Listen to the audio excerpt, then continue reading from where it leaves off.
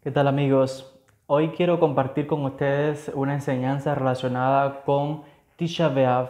¿Qué es Tisha B'Av? Tisha B'Av es un día muy importante en el judaísmo, es una fecha de duelo. De hecho, Tisha B'Av en el mundo judío pues recordamos grandes acontecimientos a través de la historia judía, grandes tragedias que acontecieron al pueblo judío a través de la historia. Principalmente se recuerda pues la destrucción de ambos templos, el templo construido en la época del rey Salomón y el templo construido en la época, el segundo templo. Así que ambos templos fueron destruidos en la fecha que conocemos como Tisha B'Av o el 9 de Av, que en este año 2022 cae este fin de semana, que como es Shabbat, pues entonces comenzaría un ayuno muy importante en todo el mundo judío, luego de que concluye el Shabbat, el sábado, o sea que ya el sábado por la noche comienza un ayuno de 25 horas, o sea, desde el sábado por la noche, este sábado, hasta el domingo en la noche, pues que se concluye este ayuno, que es un momento de duelo, un momento de reflexión. Muchos sabios incluso pues hablan de que la persona tiene que estar contrita, incluso derramar lágrimas en lamentaciones realmente por la destrucción del templo y por otras tragedias que de hecho ocurrieron en esta fecha del 9 de Av. El Tisha B'Av es uno de estos días en el judaísmo donde son días de duelo, días de lamentación por tantas tragedias. Entre esas tragedias también coincidió en la historia que en la víspera del Tisha B'Av también fue ese momento en que se decreta la expulsión de los judíos de España en 1492. Ya sabemos toda esta historia de la expulsión de los sefaradíes de España, luego de Portugal. Tenemos que también se habla de la expulsión de los judíos de Inglaterra. Numerosas calamidades y masacres acontecieron en diferentes épocas, pero que casualmente, entre comillas, cayeron en la fecha que conocemos como Tisha B'Av o el 9 de Av, que son las fechas en las que ocurrieron estas grandes catástrofes, tan grandes como es la destrucción de ambos templos en esa misma fecha.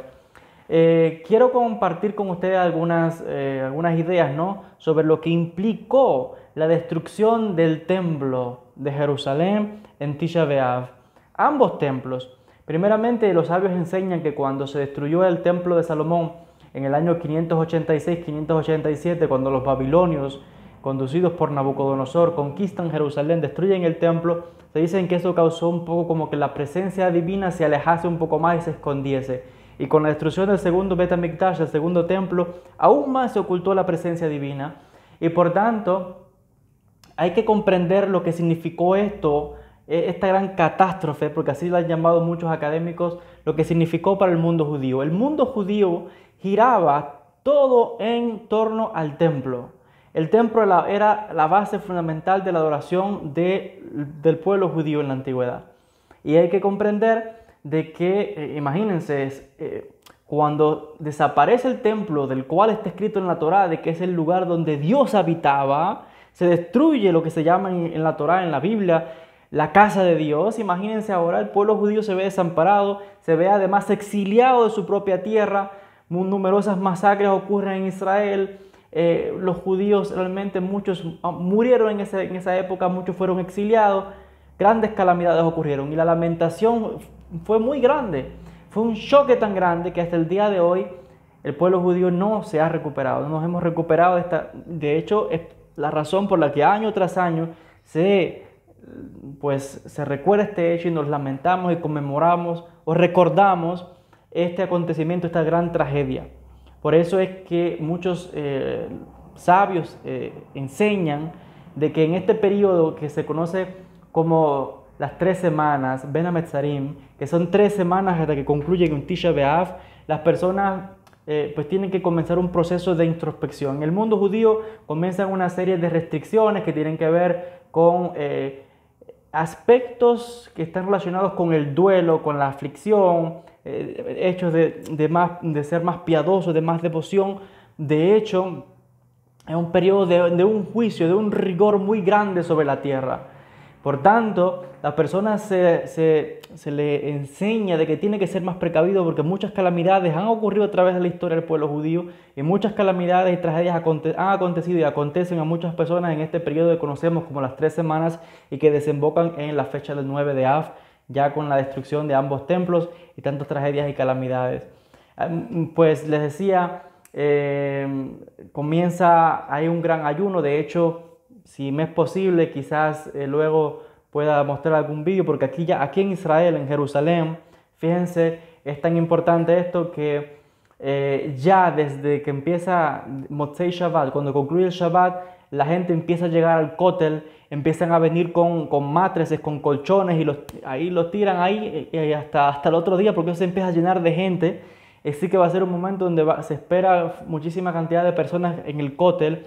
Así que ahí voy a estar yo, voy a estar con mis compañeros, vamos a estar orando, ayunando. Es un ayuno de 25 horas. O sea, el ayuno comienza el sábado en la noche hasta el otro día.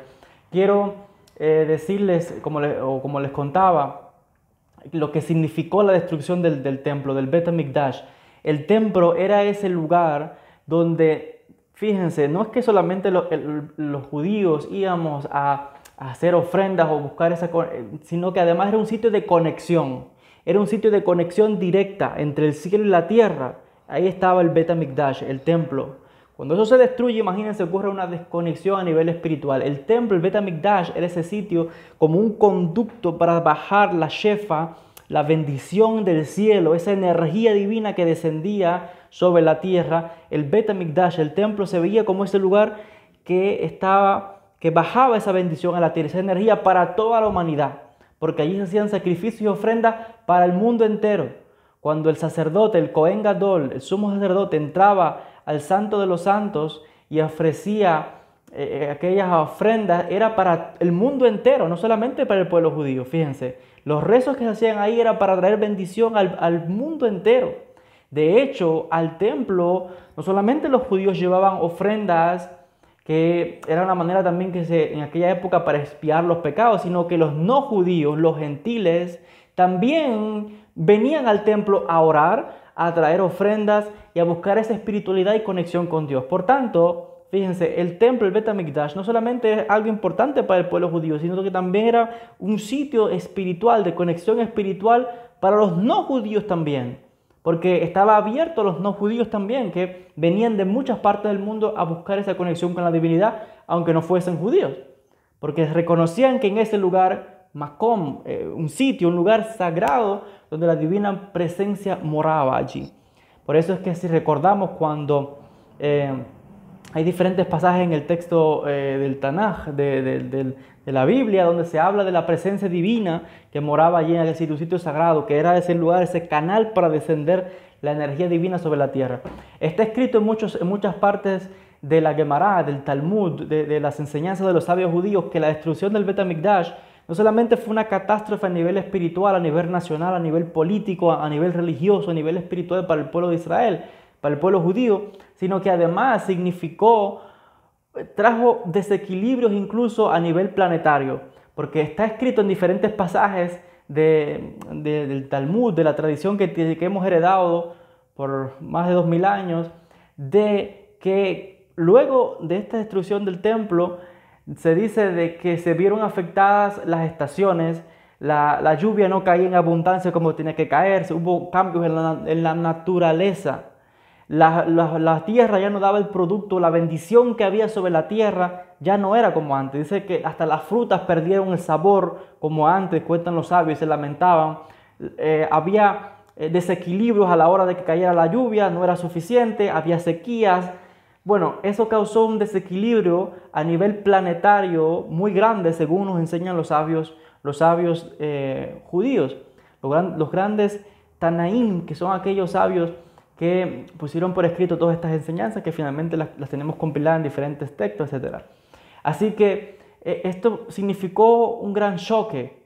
Entonces, imagínense que el pueblo judío tuvo que reinventarse ahora, tuvo que reinventar la forma de cómo expiar, bueno, a través de los rezos, la tefilá, la oración, etcétera, etcétera. Hay un incidente muy, no sé si llamarle bonito o interesante, que quiero compartir con ustedes. Es una historia, tengo conmigo aquí la obra Yalkut Yosef, por el gran rabino sefardí, Rabbi Obadia Yosef. Y hay un pasaje donde se analiza todas las leyes relacionadas con Tisha B'Av, con este acontecimiento muy importante en la historia judía. Y viene citando aquí, ¿no? un pasaje de lo que ocurrió luego de la destrucción del templo, en la época donde habían 3 sabios que fueron a Jerusalén. Y dice, ellos se llamaban, uno se llamaba Rabán Gamaliel, Rabí Elazar ben Azariah, Rabí Yehoshua y Rabí Akiva. Estos 4 sabios emprendieron un peregrinaje hacia Jerusalén. Dice, cuando llegaron a un sitio, una colina alta donde se veía gran parte de la ciudad de Jerusalén, dice que rasgaron sus vestimentas y se lamentaron y lloraron porque, imagínense, aquella tragedia que había acontecido al ver Jerusalén, como estaba también destruida, etc. Dice que siguieron ascendiendo y llegaron hacia el monte del templo, el lugar donde estaba el templo. Y cuando llegaron allí, dice que con lágrimas y se lamentaban y lloraban porque dicen que en la parte donde estaba el Kodesh HaKodashim, el santo de los santos, donde estaba el arca, pues dice que de ahí salió un animal, una zorra o un zorro como le llaman. Sale de ahí, de esa área que es sagrada, y dice que los sabios empezaron a llorar y a lamentarse porque esto es un sitio de que, imagínense que ver el sitio donde estaba el templo, el santo de los santos, todo destruido, fue muy triste para estos sabios.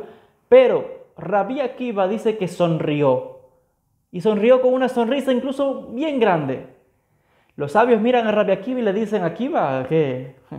¿No ves que estamos llorando? ¿Cómo es que tú estás sonriéndote? Y Akiva le dice: ¿y ustedes por qué lloran? Dice: ¿cómo que por qué lloramos? Estás mirando cómo está dicho que aquí está en un sitio sagrado, que ningún extranjero pisaría aquí, o sea, en el santo de los santos, y hasta una zorra, un zorro sale de este lugar, está profanado, es todo destruido. Dice Rabí Akiva, les responde a ellos, y voy a citando un pasaje, dice, a Rabí Akiva les cita a ellos un pasaje del profeta Isaías, capítulo 8, donde él les dice que Dios hablando le dice que va a traer 2 testigos a testificar, a hablar, ¿no? Que van a traer una profecía. Uno es el profeta Uría, el Cohen, y otro era el profeta Zacarías, como lo llaman en castellano. Y el Urías vivió en la época del primer templo. Zacarías vivió en la época que vio la reconstrucción en la época del segundo templo. Entonces, la profecía que da Uría es de que el templo sería destruido, la ciudad sería destruida, todo estaría en ruinas. Esa fue en la época del primer templo.